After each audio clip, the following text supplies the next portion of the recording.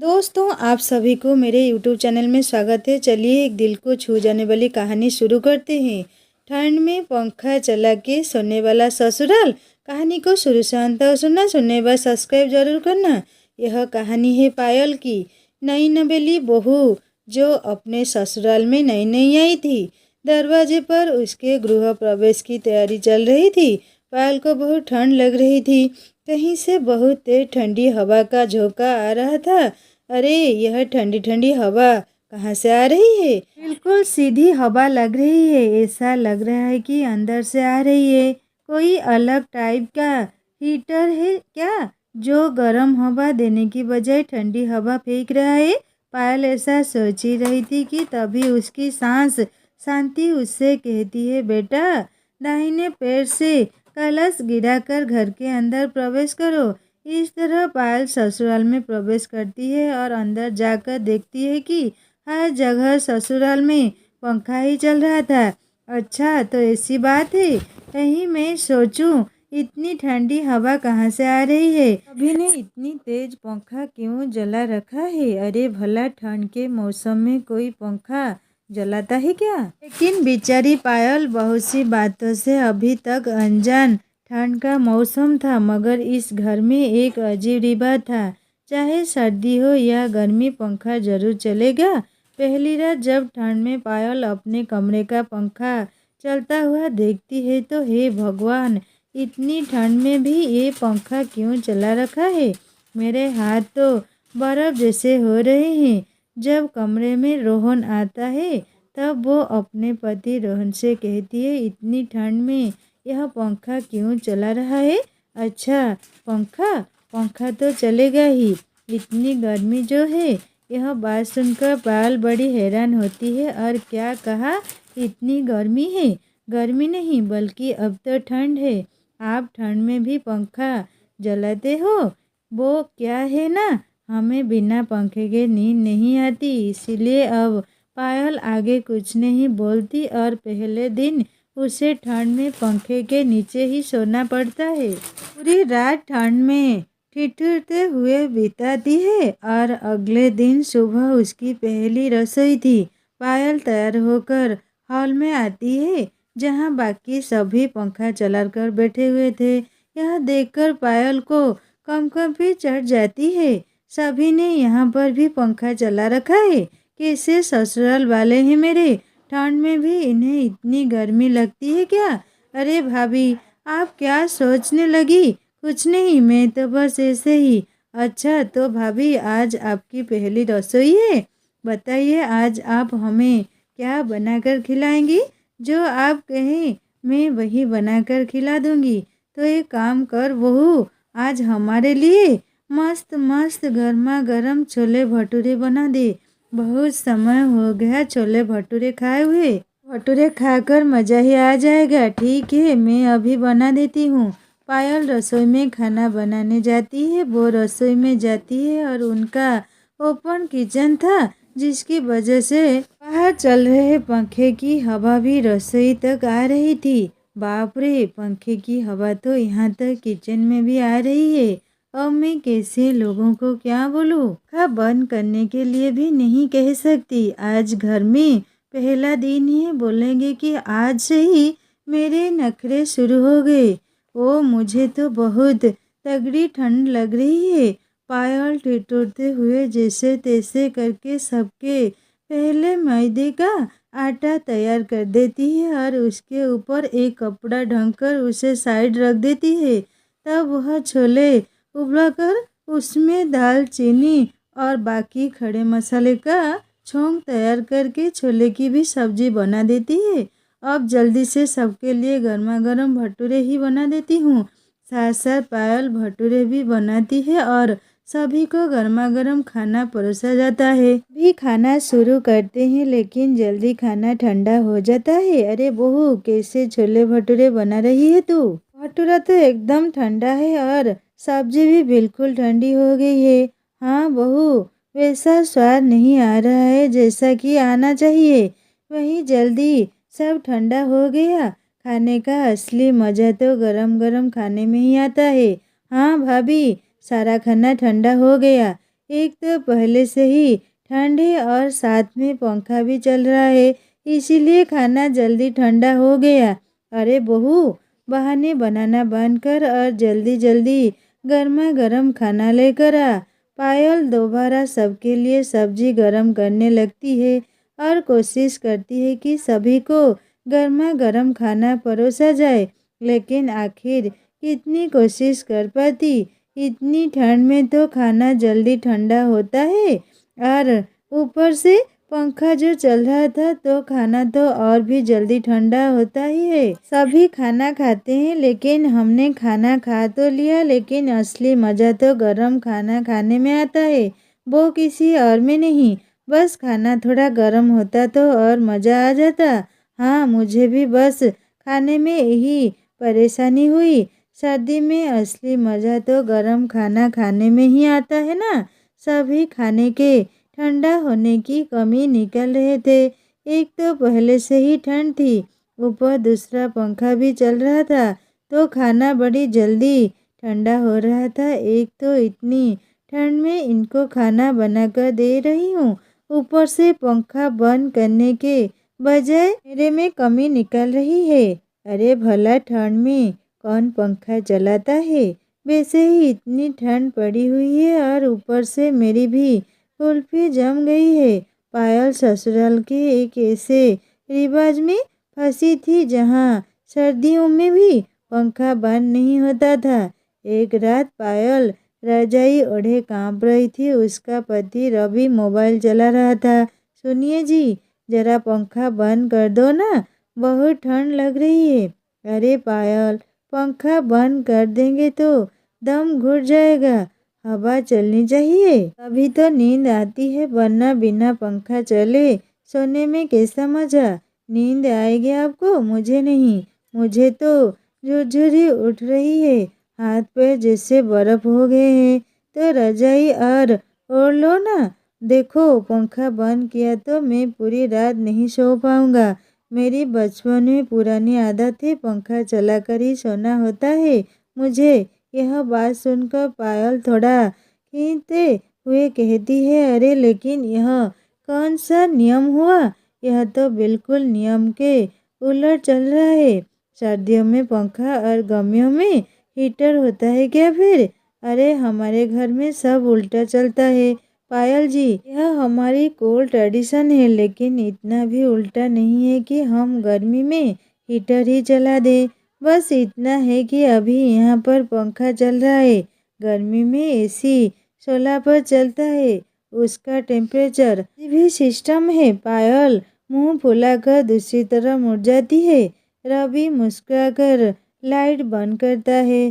तब शुरू होती है पायल की आधी रात की परेशानी। रात के 2 बजे पायल खांसते हुए उठती है। उसकी नाक पूरी तरह लाल हो गई थी, वो ठंड से कांप रही थी। हे भगवान, ये कैसी आदत है। पंखा नहीं तो नींद नहीं, मुझे तो बुखार चढ़ जाएगा। मैं ऐसे हाल में बिल्कुल नहीं सो सकती। वो धीरे से उठकर पंखा बंद कर देती है। तभी रवि नींद में करवट लेता है और झट से आंखें खोलता है। अरे पंखा किसने बंद किया। मुझे बहुत ठंड लग रही थी। फिर शुरू हो गई तुम्हारी ड्रामा क्वीन वाली बातें। ड्रामा नहीं है, सच्ची सर्दी लग रही है। ओहो अच्छा ठीक है, चलो पंखा धीमा कर देता हूँ, लेकिन बंद नहीं करेंगे। रवि फिर से पंखा चला देता है और फिर सो जाता है। पायल कांपती रहती है और बड़ी मुश्किल से रजाई में बिल्कुल दुबक कर उसे नींद नहीं आती है। और अगली सुबह सर्दी के मार सुबह की रोशनी पायल चीखते हुए रसोई में आती है। उसकी नाक लाल है और सिर भारी है। बहू, नाश्ता जल्दी बना लेना, आज तेरे ससुर को दफ्तर जल्दी जाना है। जी माँ जी। जहाँ बाहर सभी बैठे थे वहाँ भी पंखा चल रहा था। सब खुद तो पंखे के नीचे रजाई लेकर बैठे थे और बेचारी पायल की हालत खराब हो रही थी। भगवान, यहाँ भी पंखा। अब मैं ठीक से खाना भी नहीं बना सकती। सच में कैसे ससुराल वाले ही है। मेरे इतनी ठंड में भी भला कोई पंखा जलाता है क्या। खुद तो आराम से सोफे पर रजाई लेकर बैठे और मैं यहाँ ठंड में बेहाल हो रही हूँ। मुझे इतनी ज़्यादा खांसी हो गई है, गला भी बिल्कुल ख़राब हो गया है। वो रोटी बेल रही होती है, ठंडी हवा सीधे हाथों पर पड़ रही थी। मैं इन लोगों को कैसे बोलूँगी पंखा बंद कर दे, वरना मैं तो जल्द ही बर्फ़ की रानी बन जाऊँगी। रवि आता है और देखता है कि पायल खांस रही है। अरे पायल, सर्दी लगी क्या? नहीं जी, सर्दी नहीं, गर्मी लग रही है मुझे बस। यहाँ यूँ कहो कि आपको ये कोल्ड ड्रिंक्स की ठंडी थोड़ी। ठीक है, आज रात को पंखे की स्पीड ज़रा कम कर लेंगे। क्या हो गया? इतना कहकर रोहन वहाँ से चला जाता है। मतलब पंखा बंद नहीं करेंगे, चाहे कुछ भी हो जाए, चाहे सामने वाला इंसान जमकर बर्फ ही क्यों ना बन जाए। पायल ठंड से कांपते हुए सभी को खाना परोसती है। उसके बाद वह घर का बाकी काम करती है। जब पायल बाथरूम में कपड़े धोने जाती है तब उसे वहाँ हल्की सी राहत मिलती है। हाँ, शुक्र है यहाँ पर ज़रा राहत है। बाथरूम ज़रा घर के अंदर के कोने में है, इसीलिए यहाँ तक पंखे की हवा नहीं आ पा रही है, वरना रसोई और बाहर हॉल में तो मेरी कुल्फी ही जम जाती थी। पायल सभी कपड़ों को वॉशिंग मशीन में डाल देती है और उसके बाद उन्हें ठंडे ठंडे पानी से धोने लगती है। हे भगवान, बाथरूम में जाकर पंखे से ज़रा राहत मिली तो अब यहाँ मुझे ठंडे पानी से कपड़े धोने पड़ रहे हैं। मुझे नहीं लगता कि इस घर में मुझे आसानी से ठंड से राहत मिलने वाली है। कपड़े धोने के बाद पायल छत पर कपड़े सुखाने गई थी। वो कपड़े सुखा रही थी और पूरी रात पंखे के नीचे सोने पर आंखें पंखे और ठंडे पानी में ही काम करने के बाद पायल की हालत ज़रा नाजुक हो गई थी। उसे ठंड लग गई थी। छींक और चलो कपड़ों का काम तो ख़त्म हो गया, शुक्र है, लेकिन मुझे अच्छा खासा सर्दी जुकाम भी हो गया है। अभी थोड़ी देर छत पर ही रुक जाती हूँ, यहाँ पंखा नहीं चल रहा था, थोड़ी राहत तो मिल रही है। पायल काफ़ी देर पंखे से बचने के लिए छत पर ही रुक जाती है तब, लेकिन ऐसी छत पर भी कब तक छुपूंगी। मुझे तो घर वालों से बात करनी ही होगी। कुछ ही दिन में इतनी हालत ख़राब हो गई आगे चलकर, वरना मेरा पता चले क्या ही हाल होगा। उस दिन तो पायल पंखे स्पीड कम कर लेती है और अपने लिए 2 रजाई ले लेती है, जिसे देखकर रोहन उसे कहता है, अरे तुमने भला 2 रजाई क्यों ले लिए? इतनी रजाई का क्या करोगी? अच्छी, क्या करूँगी? कुछ नहीं, अभी इन्हें बेचने के लिए जा रही हूँ।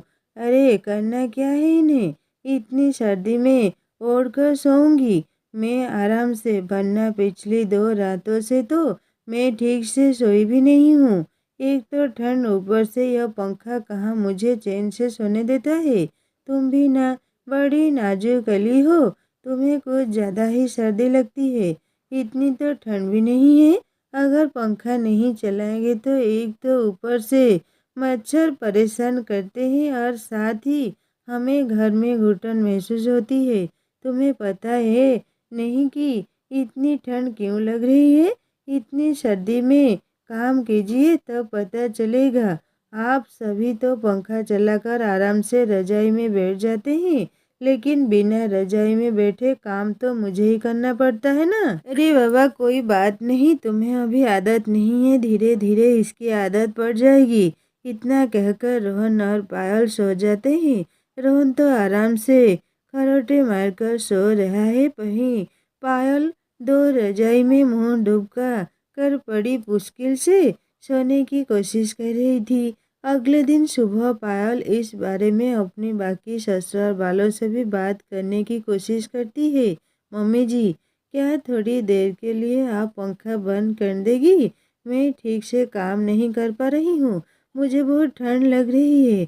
अरे बेटा, इतनी भी ठंड कहाँ है जो तुझे ठंड लग रही है?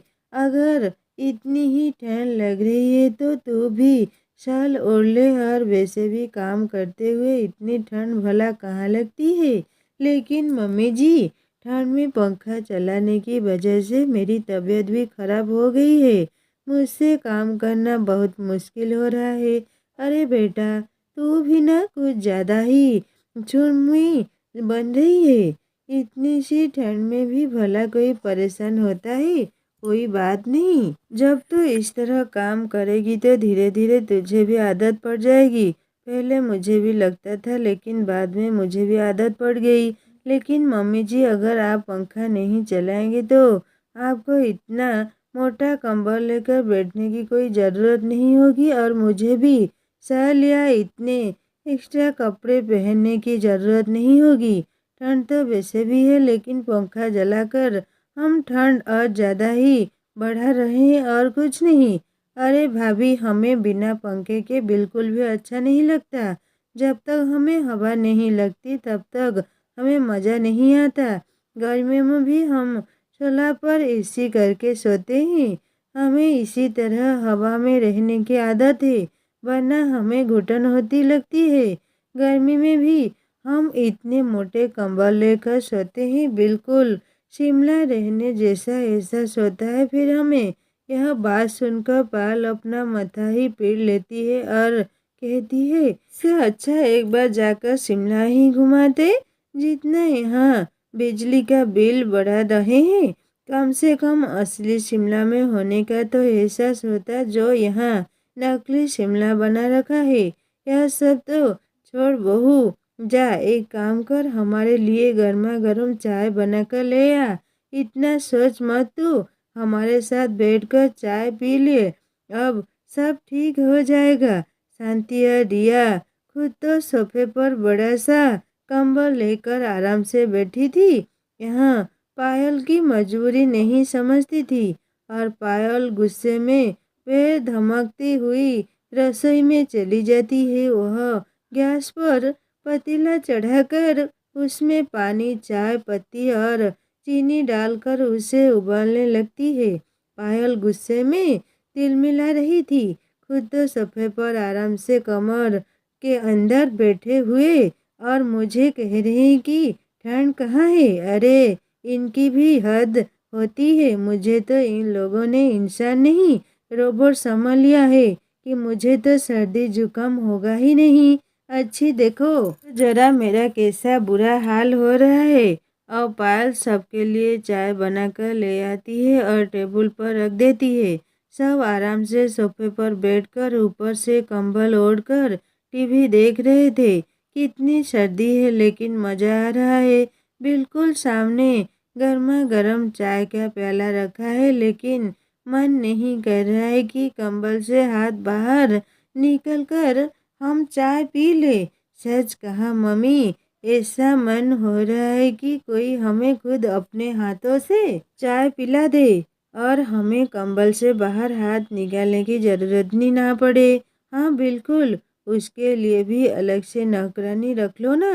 खुद तो ऐसो आराम सारी ही चाहिए, कहीं जैसे राजा महाराजा हो।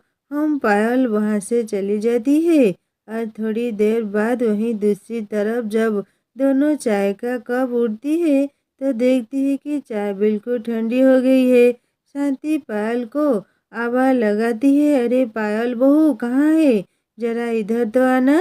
पायल जरा अपने कमरे में बिना पंखा के कंबल में आराम करने बैठती थी। अरे अब बड़ा कौन सी मुसीबत आ पड़ी है, 2 मिनट भी चैन से बैठने नहीं देते। पायल गुस्से से बाहर आती है, और जहाँ पर पंखा चल रहा था और उसकी वजह से उसे ठंड लग रही थी। अरे बेटा, कैसे चाय बनाई थी तुमने, देख बिल्कुल ठंडी हो गई। लेकिन मैंने चाय तो चाय की तरह ही बनाई थी मम्मी जी। अब बहुत ज़्यादा सर्दी आ गई है, अगर आप इसे तुरंत नहीं पियेंगे तो ठंडी हो गई ना। हाँ, सर्दी में एकदम गर्म चाय का ही मज़ा आता है।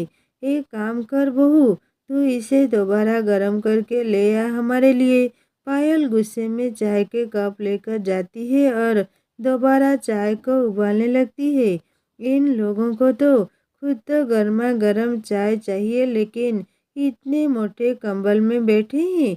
अरे अगर पंखा नहीं जलाएगी तो इतना मोटा कंबल लेने की भी ज़रूरत नहीं पड़ेगी। लेकिन इन्हें कौन ही समझाए। चाय उबलने के बाद वो फिर से चाय देकर आती है। फिर से वह असल में कंबल से बाहर हाथ नहीं निकालती और चाय थोड़ी ठंडी हो जाती है। अब वो अक्सर पायल के साथ ऐसा ही करते थे। कई बार चाय को पीना भूल जाते थे और एक ही चाय को 2-3 बार गर्म करवाते थे, जिसकी वजह से पायल भी बड़ी परेशान थी। जितनी बार आज मैंने उनकी एक ही चाय उबाली है, इतनी देर में तुम्हें पता नहीं कितने सारे लोगों को चाय बनाकर पिला देती। मुझे तो लग रहा है मैं यहाँ पागल हो जाऊंगी। एक दिन उसके घर पर 2 रिश्तेदार आते हैं। आइए आइए, आपका स्वागत है। लेकिन यहाँ इतनी ठंड कहाँ से हो रही है? आपके घर में इतनी ठंड क्यों है? हाँ, मुझे भी बहुत ठंड लग रही है। कहीं से बहुत ठंडी ठंडी हवा आ रही है। अच्छा, कुछ नहीं, बस हमारे घर में पंखा चल रहा है। क्या क्या कहा आपने? इतनी ठंड में भी भला कोई पंखा जलाता है क्या? हाँ, बिल्कुल। ठंड में अगर पंखा नहीं चला तो असली ठंड का मजा ही क्या लिया फिर? इस बात पर दोनों मेहमान बड़े हैरान थे। वो घर के अंदर आ तो जाते हैं और सोफे पर भी उन्हें ओढ़ने के लिए कंबल दिया जाता है, क्योंकि ऊपर पंखा जो चल रहा है। अरे, कंबल ओढ़ने से अच्छा तो है पंखा ही बंद कर दो, फिर इस कंबल की भी ज़रूरत नहीं पड़ेगी। हमारे यहाँ पर पूरे साल पंखा चलता ही है, कहीं कभी नहीं बंद होता। अरे कुछ नहीं होता, अभी आप थोड़ी देर यहाँ बैठेंगे तो खुद ही आदत हो जाएगी। दोनों मेहमान बड़ी मुश्किल से चाय पीते हैं। चाय भी पंखे के नीचे ठंडी हो जाती है। तब अरे अच्छा जी, ठीक है, नमस्कार, हम चलते हैं यहाँ से। अरे अचानक से आपको क्या हो गया? आप तो यहाँ पर रुकने आए थे ना? कल सुबह जाना है आपको तो? नहीं नहीं, हम तो जा रहे हैं। अगर हम यहाँ 1 मिनट और रुके तो हमारी कुल्फी जम जाएगी। हमें नहीं रुकना यहाँ रात को, हम अपने घर पर ही ठीक हैं। दोनों मेहमान दुम दबाकर वहाँ से भाग जाते हैं। अरे पता नहीं इन दोनों को क्या हो गया, बड़े अजीब है। अजीब वो नहीं, अजीब आप लोग हैं। पंखा चलाना है, एक दिन रसोई का सामान खत्म हो जाता है, तब शांति पायल के पास आकर कहती है, अरे बेटा, आज तो बाहर बहुत ज़्यादा ठंड है, मेरा तो बाहर जाने का बिल्कुल भी मन नहीं कर रहा। तूने कहा था न मुझे कि रसोई का सामान खत्म हो गया है। ला जल्दी बता दे मुझे कि क्या लेकर आना है। कुछ नहीं मम्मी जी, बस सभी प्रकार की दालें और थोड़ी चावल और मिर्ची मसाला लेकर आना है। मेरा तो बाहर जाने का बिल्कुल भी मन नहीं कर रहा है। एक काम कर बहू, तू ही जाकर सामान ले आ, यही पास में ही तो दुकान है। वैसे भी तू जाएगी आएगी तो तभी मुझे सब कुछ समझ आएगा। ठीक है। शांति पैसे देकर पायल को वहाँ से चली जाती है। हाँ हाँ, क्यों नहीं, मैं तो लोहे की बनी हूँ ना। घर का सारा काम भी मैं ही करूँ, बाहर का काम भी मैं ही कर दूँ। खुद को तो इतनी ठंड लगी है, बस पूरा दिन रजाई के अंदर चिपक कर बैठे रहते हैं।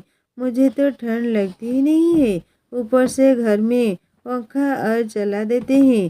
छी, देखो कितनी ज़्यादा सर्दी लग गई है मुझे।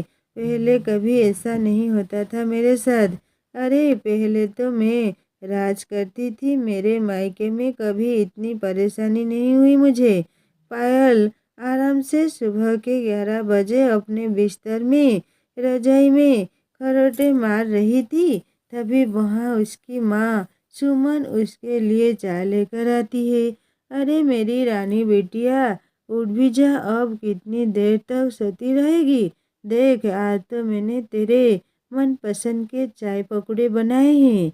सुमन चाय पकौड़े बगल वाली मेज पर रख देती है। वहीं पायल भी बिस्तर में अंगड़ाइयाँ ले रही थी। पकौड़े की खुशबू के बाद उसकी जरा सी आँख खुलती है। Thank you so much mummy, आप सुबह सुबह सर्दी में मेरा खाना मेरे पास ही ले आती हो। सर्दियों में तो मेरा बिस्तर से उड़ने का बिल्कुल भी मन नहीं करता। अभी तो काम चल जाएगा, लेकिन ससुराल में तो सब तुम्हें ही खुद करना पड़ेगा बेटा। वैसे भी जल्दी ही तुम्हारी शादी हो जाएगी, इसीलिए मैं तुम्हें परेशान नहीं करना चाहती। वहाँ जाकर तो तुम्हें सारा काम करना ही है। एक मायका ही होता है जहाँ लड़की अपनी मर्जी से सारे ऐशो आराम पूरे कर सकती है। बिल्कुल सही कहा आपने। इसके बाद सुमन वहाँ से चली जाती है और पायल टीवी ऑन करके उसमें अपना फेवरेट सीरियल देखते हुए चाय पकौड़े की आनंद लेती है। पायल अपने पुराने बीते दिनों को याद करते हुए उनके ख्यालों में खो जाती है। यहाँ पर भी कुछ ज़्यादा खास दिक्कत होती नहीं, लेकिन इन्होंने पंखा चलाकर मेरा दिमाग खराब कर रखा है। पायल गुस्से में बैग उठाती है और सर्दी में घर से बाहर पास वाली राशन की दुकान पर जाती है। जब पायल वहां जा रही थी तो बाहर ठंडी ठंडी हवाएं चल रही थी। ओए माँ, कितनी ज़्यादा ठंड है, मैं तो इस ठंड में जम जाऊंगी। आज से पहले मुझे इतनी ठंड कभी नहीं लगी। राशन वाली दुकान पर पहुंचने के बाद जहाँ पर हीटर चल रहा था, तब पायल को बड़ा अच्छा लगता है। वहाँ जाकर पायल भूल जाती है कि वो वहाँ आई क्यों थी। बस दुकान के सामने खड़े होकर हीटर की गर्मी हवा का आनंद लेने लगती है। इसे कहते हैं सुकून। दुकानदार सभी ग्राहकों को सामान देकर भेज देता है और देखता है कि पायल बहुत देर से गुमसुम खड़ी है। अरे बहन जी, क्या हो गया? सब ठीक है ना? आप कहीं रास्ता तो नहीं भटक गई? इतनी देर से आप मेरी दुकान के सामने खड़ी है। तब पायल को अचानक से याद आता है कि वो यहाँ तो सामान लेने आई थी। नहीं नहीं भैया, सब ठीक है, मैं तो बस यहाँ सामान लेने आई हूँ। आप मुझे उड़द, मसूर, सोयाबीन, इन सब चीज़ों की दाल दे दीजिए। साथ में 3 किलो चावल भी दे देना और एक हल्दी, नमक, लाल मिर्च, इन सब का पैकेट भी दे देना। ठीक है बहन जी, अभी दे देता हूँ। दुकानदार सारा सामान पे करता है और उसके बाद पायल को सारा सामान देता है। लीजिए, आपके पूरे 3,000 हो गए। पायल दुकानदार को पैसे दे देती है, लेकिन उसके बाद भी वहाँ से जाने का नाम नहीं लेती, क्योंकि उसे वहाँ बड़ा अच्छा लग रहा था। तब दुकानदार फिर से कंफ्यूज होकर उससे पूछता है, क्या हुआ? आपको कोई और भी सामान चाहिए क्या? अब वो मैं सामान देकर बाहर सो रही थी, और कहीं मैं कुछ भूल तो नहीं रही हूँ ना? आपको तो पता ही है, सर्दी में बार बार अजय से बाहर निकलने का मन ही नहीं करता। न कहकर पायल जल्दी से सामान लेकर वहां से चली जाती है और घर आने के बाद फिर से वही, एक तो सर्दी और ऊपर से पंखे के नीचे। ओहो, आ गई मैं तो फिर से नकली में शिमला में। दिन गुजरते हैं। फिर ऐसे ही एक दिन पायल आराम से अपने कमरे में रजाई में लेटी हुई थी। कमरे का पंखा बंद था और सभी पायल को रजाई में डूबा हुआ देखकर उसकी सास उसके कमरे में झांकते हुए कहती है, बहू, हमारे घर में तो पंखा बिना बंद किए कोई सोता ही नहीं। हवा ना चले तो नींद नहीं आती। ला, मैं तेरे लिए भी पंखा चला देती हूँ। शांति आगे बिना कुछ सोचे समझे कमरे का पंखा चला देती है और कहती है, तुझे भी अच्छा लग रहा है ना बहू? देख कितनी ठंडी हवा है, और सब कितना अच्छा लगेगा। सर्दी का असली मज़ा तो वह पंखा चलाने पर ही लगेगा। जी माँ जी, सब ठीक ही है, लेकिन मुझे बिना पंखे के ही अच्छी लगता है। पंखे में बहुत ठंड लगती है मुझे। कोई बात नहीं, तुझे भी जल्दी ही आदत पड़ जाएगी। तू तो रजाई ओढ़ ले तो ठीक लगेगा। वैसे भी पंखा चलाना हमारी परंपरा है। परंपरा देख, तुझे भी एक दिन आदत जरूर पड़ जाएगी। इतना कहकर शांति वहाँ से चली जाती है। पायल जल्द से उठकर गुस्से में पंखा बंद कर देती है और वापस लेट जाती है। भला पंखा जलाकर दो रजाई होने का क्या ही फायदा। इससे अच्छा बिना पंखे के एक रजाई में काम चल जाएगा ना। कैसे लोग हैं ये। कभी कभी परंपरा जरूरी होती है, पर अगर वो किसी की राहत को नुकसान पहुंचा दे तो क्या वो सही है। और यह भला पंखा जलाने की परंपरा कैसे हुई। अगली सुबह पायल खांस रही थी, आंखों में नींद। वही दूसरी तरफ रमेश अखबार पढ़ रहा था। क्या बात है बहू, तबीयत ठीक नहीं लग रही है क्या। जी पापा जी, बस थोड़ी ठंड लग रही थी। रात में पंखे की हवा से मुझे इस तरह पंखे में सोने की आदत नहीं है ना। और फिर अब ठंड का भी मौसम शुरू हो गया है। ठंड में पंखा नहीं सुहाता। अरे बेटा, इससे नाजुक नहीं बनते, जरा मजबूत बनो। अभी अगर इतने में से ही तुम्हारी हालत खराब हो जाएगी तो जीवन में बाकी परिस्थितियों का सामना कैसे करोगी। तुम भला। वाह, कितनी अच्छी बात कही है पापा जी ने। अरे ऐसी बेवकूफ़ है, पहले काम करने से हमारी भला हिम्मत कैसे बढ़ेगी और हम मजबूत कैसे बन जाएंगे। हे भगवान, बचा ले मुझे। अच्छा बेटा, हम सबके नहाने के लिए पानी गर्म कर देना। पायल रोड की मदद से सभी के लिए नहाने का पानी गर्म कर देती है। अब सभी हॉल में पंखे के नीचे बैठे थे। पायल, वहां जाकर मैंने पानी गर्म कर दिया है, अब आप सब बारी बारी नहा लीजिए। जी पहले आप नहा लीजिए। अरे नहीं भगवान, मैं अभी हो तो रजाई में बैठा हूँ। एक काम करो, पहले तुम नहा लो। नहीं नहीं, मैं अभी रजाई में बैठी हूँ, मैं अभी नहीं नहाऊंगी। हाँ, मैंने भी थोड़ी देर बाद नहाऊंगा, लेकिन मैंने पानी गर्म कर दिया है, वरना पानी ठंडा हो जाएगा। मुझे हर रोज इसी चक्कर में बार बार पानी गर्म करना पड़ता है। एक काम कर रिया, जा जल्दी से तू जाकर नहा ले। लेकिन मम्मी, मैं भी तो अभी ही रजाई में बैठी थी, अभी मेरा मन नहीं है। इस तरह सभी एक दूसरे को बोल बोल कर बात को टालते रहते हैं। पायल को गुस्सा आ जाता है और वहाँ से वह चली जाती है। वो लोग अक्सर ठंड में असल के चक्कर में हर काम को टाल देते थे और पायल को वो काम दोबारा करना पड़ता था।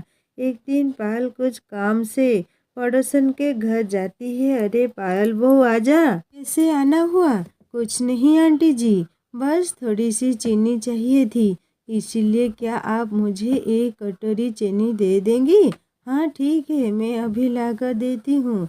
शीला अंदर से एक कटोरी चीनी लेकर आती है और पायल को देते हुए कहती है, एक बात बता बाबू, तुम्हारे घर पर सब ठीक तो है ना। तो हर रोज मुझे कभी कुछ सामान मांगने आ जाती है, लेकिन फिर तो अचानक ही शाम को मुझे वो सामान वापस भी देने आ जाती है। जो सामान तो सुबह लेकर जाती है, शाम को भी लौटा देती है। क्या चल रहा है। नहीं आंटी जी, ऐसा कुछ नहीं है, घर में राशन पूरा है, बस मैं कई बार भूल जाती हूँ कि सामान ख़त्म हो गया है, फिर अचानक से मैं कहाँ से लेकर आऊँ, इसीलिए आपके पास लेने चली आती हूँ। मैं ज़रा भुलक्कड़ हूँ ना, इसीलिए ऐसा हो जाता है। अच्छा, कोई बात नहीं, होता रहता है ऐसा। अभी तुम्हारे लिए सब नया नया है, इसीलिए ऐसा हो रहा है। धीरे धीरे तुम्हें सबकी आदत पड़ जाएगी। उनसे बात करके पायल ने उनके घर से वापस निकलती है और अपने घर की तरफ बढ़ती है। भगवान का लाख लाख शुक्र है कि मैं बाल बाल बच गई, वरना आज तो मेरी चोरी पकड़ी जाती। उन्हें क्या पता कि मैं वहाँ सामान मांगने नहीं, घर में तो पूरा चीनी का डब्बा भरा हुआ रखा है। हकीकत तो कुछ और ही है। मैं तो वहाँ पर हीटर की गर्म हवा खाने जाती हूँ। अब शाम को फिर से चीनी लौटा जाऊंगी, फिर से हीटर की हवा खा कर आऊँगी। इतना कहकर पायल अपने घर के अंदर आ जाती है और फिर से वही नज़ारा, ऊपर गोल गोल घूमता पंखा, इस घर का पंखा तो मेरी जान लेकर रहेगा। पूरे घर में कहीं पर भी मेरा पीछा नहीं छोड़ जाता है। एक तो पंखे की वजह से पायल की हालत खराब थी, दूसरा उसके ससुराल वाले उसे एक ही काम सर्दी में आलस की वजह से कई कई बार करने को कहते थे। तीसरा, पायल घर की ठंड से बचने के लिए बाहर या छत पर अपना समय थोड़ा निकालने की कोशिश करती थी। घूम फिर कर यही 3 चीजें हर रोज होती थी उनके घर में। एक दिन जब सभी खाना खा रहे थे तब, अरे बहू, ये खाना बिल्कुल भी अच्छा नहीं लग रहा। बता, बिल्कुल ठंडा हो गया है। सर्दी में ऐसा खाना कौन खाता है? हाँ बेटा, बिल्कुल ही मज़ा नहीं आ रहा है। खाना गर्म होता तो उसका असली मज़ा आता है। ठीक है, मैं दोबारा खाना गर्म करके लेकर आती हूँ। पायल गुस्से में सारा खाना लेकर जाती है और दोबारा सारे खाने को गर्म करती है। और यह तो मैंने पायल का काम हर रोज का ही हो गया था, जिसकी वजह से उसे काम बार बार करना पड़ता था। अब बस बहुत हो गया। इनके लिए मुझे चाय भी 10 बार गर्म करनी पड़ती है। इन्हें तो बस कंबल से हाथ बाहर निकलकर कप पकड़ने में भी सर्दी लगती है, लेकिन इतनी सर्दी मुझे बार बार एक ही काम करने के ये कितना ही परेशान करते हैं। खाना बार बार गर्म करती हूँ, उनके नहाने का पानी भी बार बार गर्म करती हूँ। सच में परेशान हो गई हूँ मैं तो। अब तो मुझे कुछ करना ही होगा। अब पायल ने ठान लिया था कि वो कुछ तो करेगी। उस दिन तो वह सभी को खाना गर्म करके दे देती है, लेकिन अगले दिन जब वह सबको चाय बनाकर देती है तो मैं बाहर सामान लेने जा रही हूँ। मैंने सबकी चाय बना दी है, पी लेना। हाँ ठीक है। शांति रमेश दोनों कंबल में बैठकर टीवी देख रहे थे। पहले तो उन्हें बड़ा आलस आ रहा था, लेकिन जब कप लेते हैं तो चाय ठंडी हो गई थी। अरे बहू, आजा, एक बार चाय गरम कर दे। अरे बहू अभी बता कर गई तो थी कि वह बाजार गई है। ओहो, चाय गरम करवानी थी। अब ठंडी चाय पीने का तो मज़ा नहीं आएगा। और शांति खुद ही रसोई में उठकर जाती है और चाय गरम करती है, फिर वापस चाय लेकर आती है। इतने समय बाद वह रजाई से बाहर निकली, जो उसे भी पंखे की हवा में ठंड लगती है। जल्दी हटो, मुझे भी रजाई में बैठने दो, बहुत ठंड लग रही है। बिना रजाई के तो सच में कितनी ठंड लगती है। शांति दोबारा रजाई में बैठ जाती है और थोड़ी देर बाद फिर से चाय पीती है तो दोबारा ठंडी हो जाती है। ओहो, फिर से चाय ठंडी हो गई। पता नहीं इतनी जल्दी चाय ठंडी कैसे हो जाती है। अब मैं नहीं जाऊंगी दोबारा गर्म करने, अब आप गर्म कर लेकर आओ। इस बार रमेश चाय गर्म करने जाता है और उसको भी उतनी ही सर्दी लगती है, क्योंकि पंखा जो चल रहा था, बिना कंबल के सर्दी तो लगेगी ही। वो भी चाय गर्म करके लाता है, जल्दी से कंबल में बैठ जाता है। थोड़ी देर बाद फिर से चाय ठंडी हो जाती है। अरे, दोबारा चाय ठंडी हो गई। ये शायद पंखे की वजह से हो रहा है। अब ठंडी ही चाय पी लेते हैं। अगले दिन जब पायल उनके नहाने के लिए पानी गर्म कर देती है, पहले वो सभी को बोल बोल कर थक जाती है कि नहा लो, लेकिन जब शांति सच में नहाने जाती है तो, अरे बहू, पानी ठंडा तो नहीं हुआ ना, गर्म है ना? हाँ मम्मी जी, बिल्कुल, पानी बिल्कुल ही गर्म है, आप आराम से नहाइए। शांति नहाने चली जाती है, लेकिन पानी बिल्कुल ठंडा था और बाथरूम में बाहर सभी को बहुत तेज चिल्लाने की आवाज़ आती है। अब आया ना मज़ा? मुझसे पहली बार बार पानी गर्म करवाते थे ना, अब आज ठंडे पानी से नहाकर कैसा लगेगा? वहीं दूसरी तरफ रमेश और रिया के साथ भी ऐसा ही होता है। वो दोनों भी उस दिन गलती से ठंडे पानी से नहा लेते हैं, जिससे तीनों की हालत बहुत ख़राब हो जाती है। सच में इतना ठंडा पानी था कि बस पूछो ही मत। बहू, तूने पानी गर्म क्यों नहीं किया था अच्छे से? मम्मी जी, मैंने तो आपको कहा था कि पानी गर्म हो गया है। अब आप लोग ही बार बार काम करने में देर करते रहते हैं। मैं दूसरे काम में लग गई, मुझे पता ही नहीं चला। सच में हालत बुरी हो गई है। अरे मुझे भी बहुत ठंड लग रही है। पंखा तो अब अच्छा ही नहीं लग रहा है। बहू एक काम कर, पंखा बंद कर दे। ठीक है पापा जी, जैसा आप कहें। अब सभी की तबीयत इतनी खराब हो गई थी कि सभी खुद पंखा बंद करने लगे थे। बंद रहता तो ठंड भी कम होती, जिसकी वजह से एक ही कंबल या रजाई में काम चल जाता था। पता नहीं जब से हम बीमार हुए हैं ऐसा क्यों लग रहा है कि अचानक से ठंड कम हो गई है। हाँ, और आजकल चाय भी जल्दी ठंडी नहीं हो रही है और ना ही खाना ठंडा होता है। सच में यह तो चमत्कार हो गया। तब पाल वहाँ आती है और उन्हें कहती है, यह कोई चमत्कार नहीं हुआ है, सिर्फ एक पंखा बंद करने का परिणाम है। पहले हमेशा पंखा चलता रहता था, इसीलिए आप लोगों को इतनी ठंड लगती थी कि आप लोग बिना कंबल के घर में भी नहीं घूमते थे। एक तो पहले से ही ठंड में ठंडी हवा चलती है, ऊपर से पंखे की ठंडी हवा, उसकी वजह से खाना जल्दी ठंड हो जाता था। हाँ, जब से हमने घर में पंखा बंद करना शुरू किया है, उसके बाद से ही यह सब ठीक हुआ है। देखो, मैं तो आपको पहले से ही कहती थी कि पंखा बिना वजह ही जलता रहता है।